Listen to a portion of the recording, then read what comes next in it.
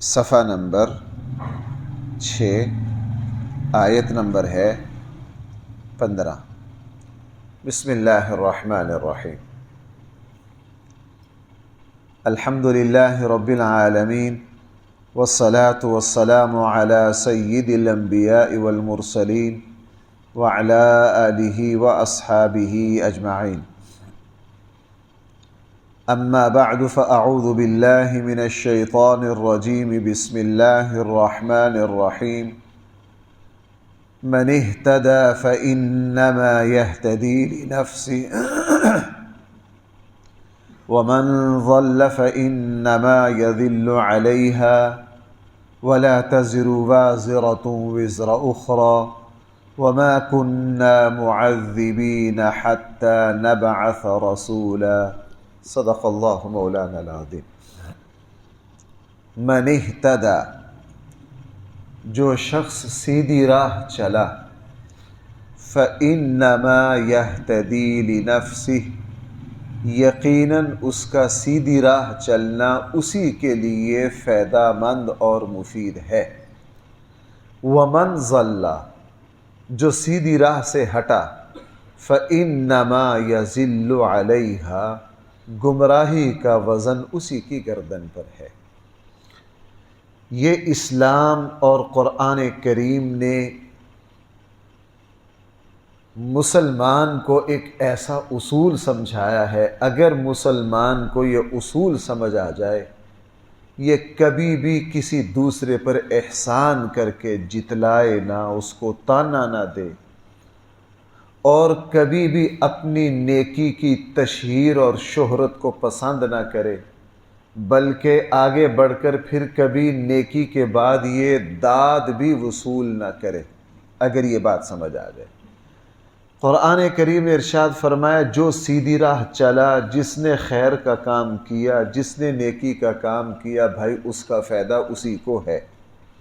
اب آپ مجھے بتائیے، اگر یہ آیت مجھے سمجھ آ جائے تو میں صبح کا درس آپ کے سامنے بیان کر کے یہ سوچ سکتا ہوں کہ میں نے آپ کے اوپر احسان کیا؟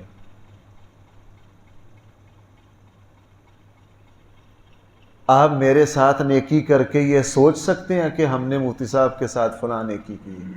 نہیں۔ من اہتدی فإنما یہتدی لنفسہ، جو شخص بھی کوئی نیکی کا کام کرے گا، کوئی خیر کا کام کرے گا، کوئی بھلائی کا کام کرے گا، تو بھائی اس نیکی کا پھل وہ خود ہی پائے گا۔ اسی لیے رسول اللہ صلی اللہ علیہ وسلم نے یہ جو فرمایا نا کہ الید العلیٰ خیر من ید السفلی، دینے والا ہاتھ بہتر ہے لینے والے ہاتھ سے، اس میں بھی یہ بات سمجھائی گئی ہے۔ بہت سے علماء نے اس کا تشریح الٹ کی ہے۔ دینے والا ہاتھ ہم کیا سمجھتے ہیں؟ اوپر والا جو دے رہا ہے، اور لینے والا جو لے رہا ہے، یہ تشریح بھی بالکل صحیح ہے۔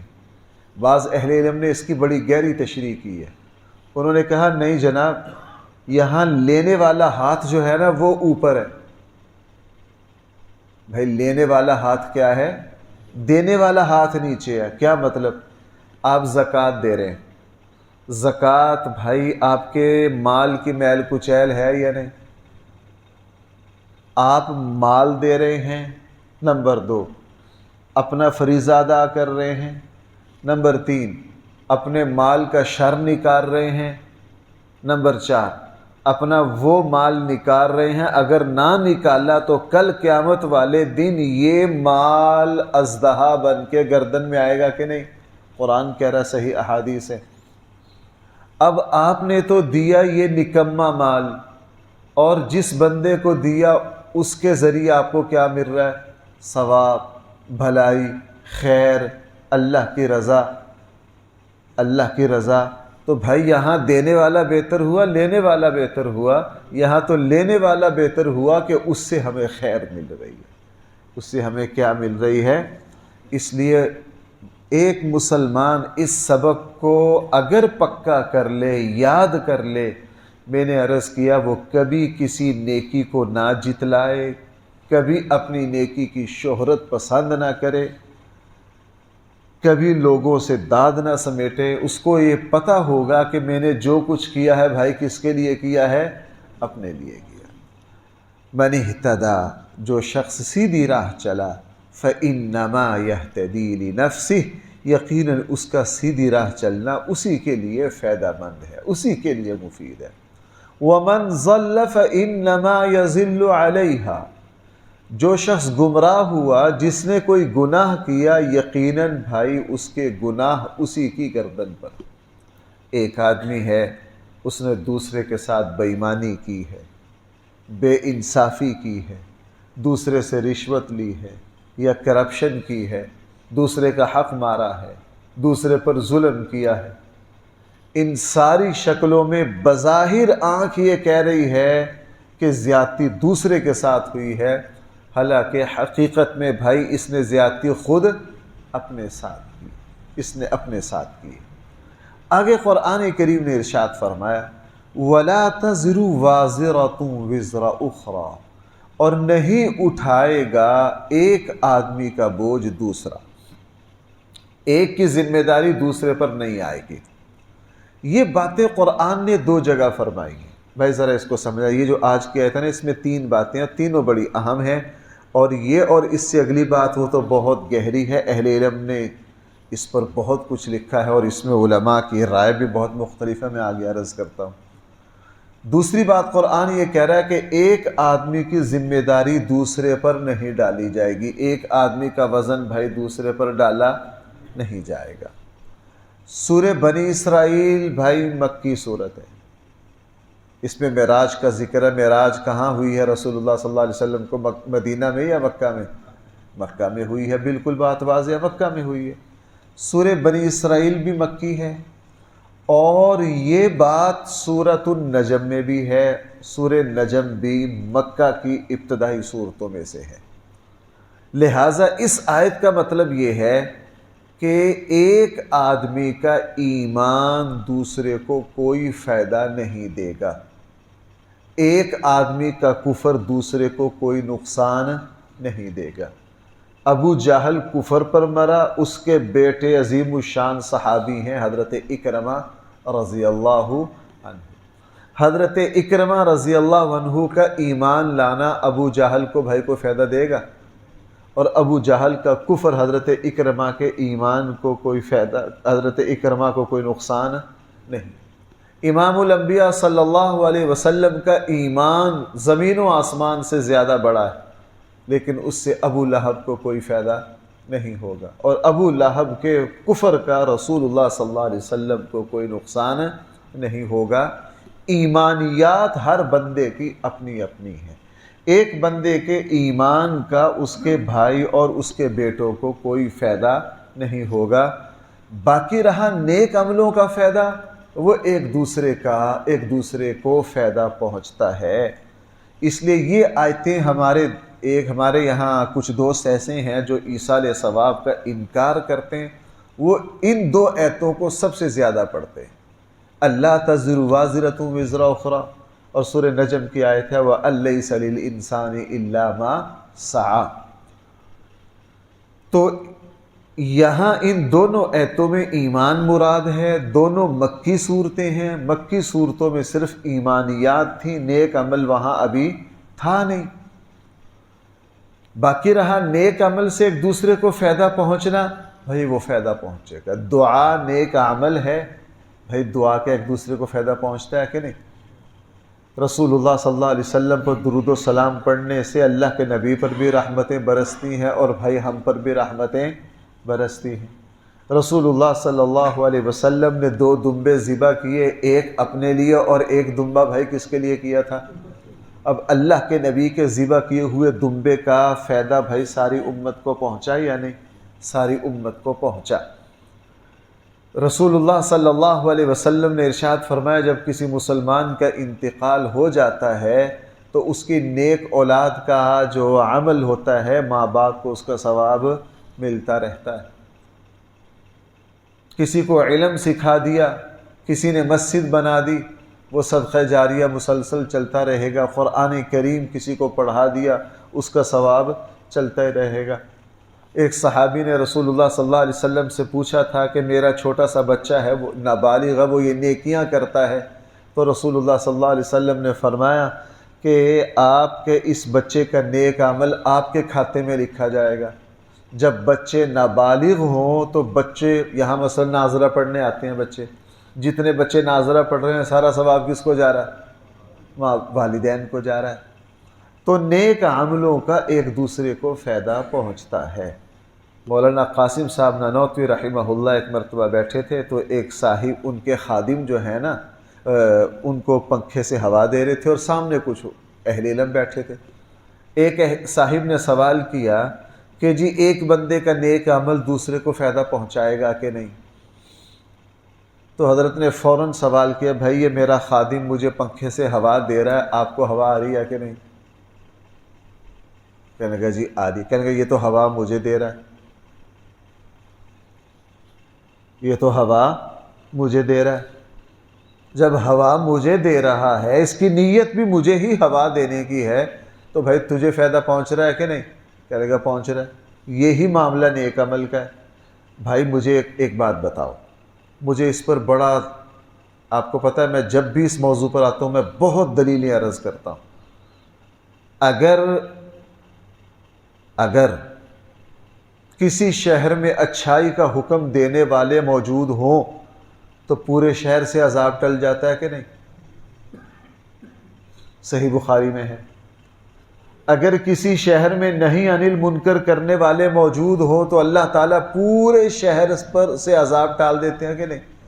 اب چند لوگ نہیں عن اوہو یار، رسول اللہ صلی اللہ علیہ وسلم کے بارے میں قرآن نے فرمایا، نبی جی مکہ والوں سے بڑا مشرک یار کوئی تھا، مکہ والوں سے بڑا کافر کوئی تھا جنہوں نے اللہ کے آخری نبی کے خلاف جنگیں لڑی ہوں، اور جنہوں نے یہ دعائیں مانگی ہوں کہ اگر یہ واقعتاً نبی ہیں، میں نے پرسوں بھی سنائی تھی، قالوا اللہم ان کان ھذا ھو الحق من عندک فامطر علینا، اے اللہ اگر یہ سچے نبی ہیں، یہ حق ہیں تو ہمارے اوپر آسمان سے پتھر برسا دے۔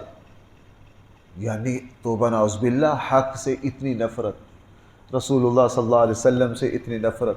آگے قرآن نے پتہ کیا کہا؟ قرآن نے فرمایا، نبی جی اگر آپ ان میں موجود نہ ہوتے،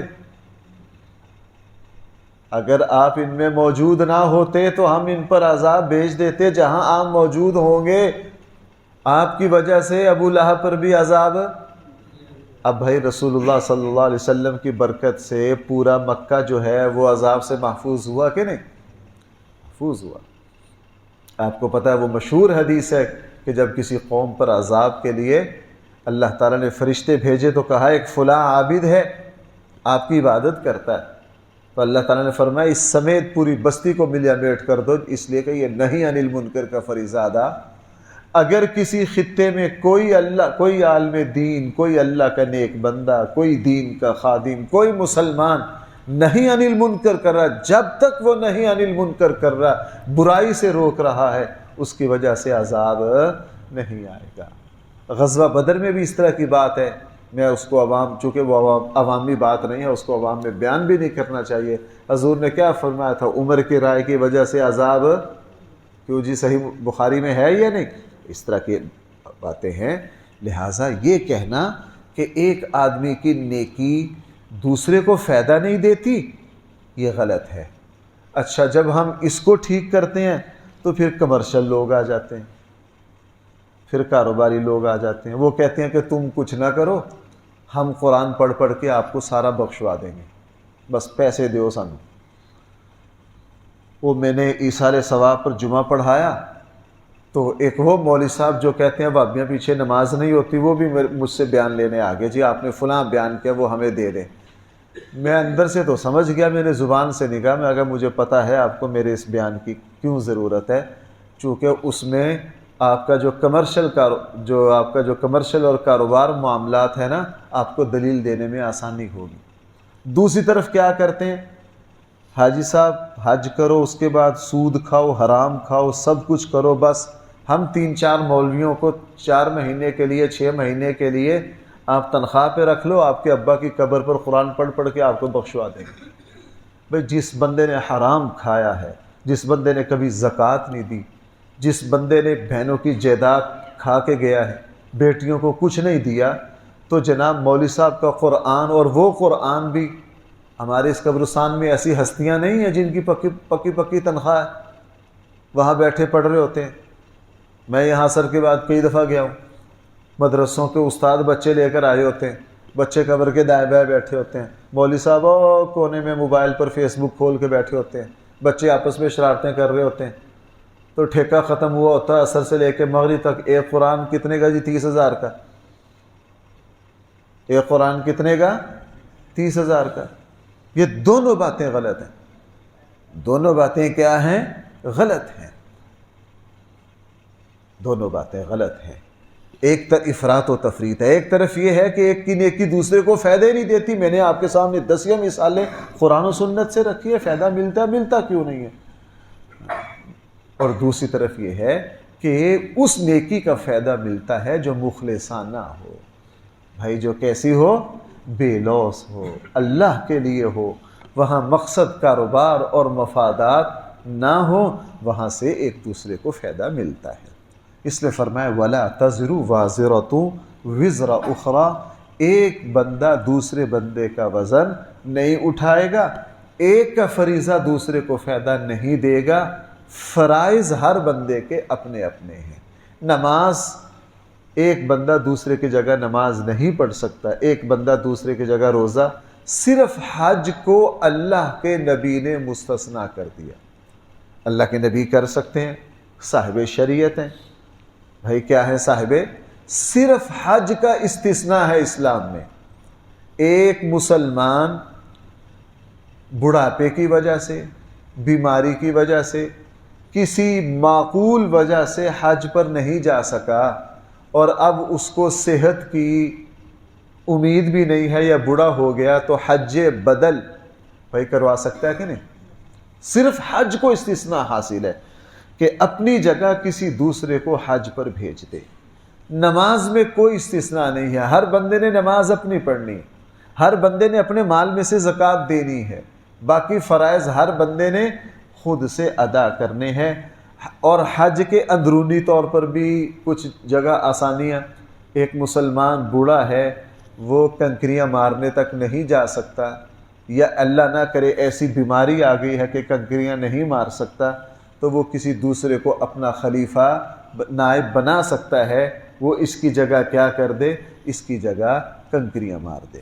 تو بھائی حاصل میری بات کا یہ ہوا، یہ جو آیت ایصال ثواب کے بارے میں پیش کی جاتی ہے، اور سورہ نجم کی جو آیت پیش کی جاتی ہے کہ جی ایصال ثواب کی کوئی حقیقت نہیں، ایک بندے کی نیکیوں کا دوسروں کو نہیں فائدہ پہنچے گا، یہ دونوں آیتوں کا تعلق نیک اعمال سے نہیں ہے، دونوں آیتوں کا تعلق ایمان سے ہے۔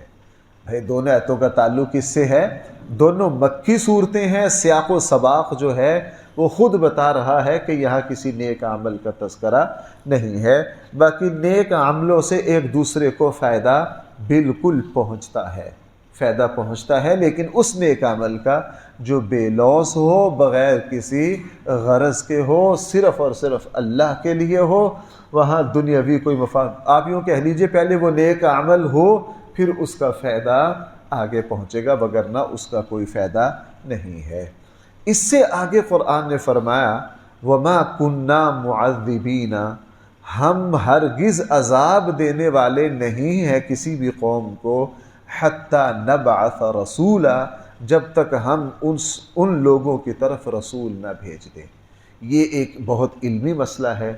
اللہ تعالیٰ نے فرمایا کہ جب تک ہم کسی قوم کی طرف رسول نہ بھیجیں تو ہم ان کو دنیا اور آخرت کا عذاب نہیں دیتے۔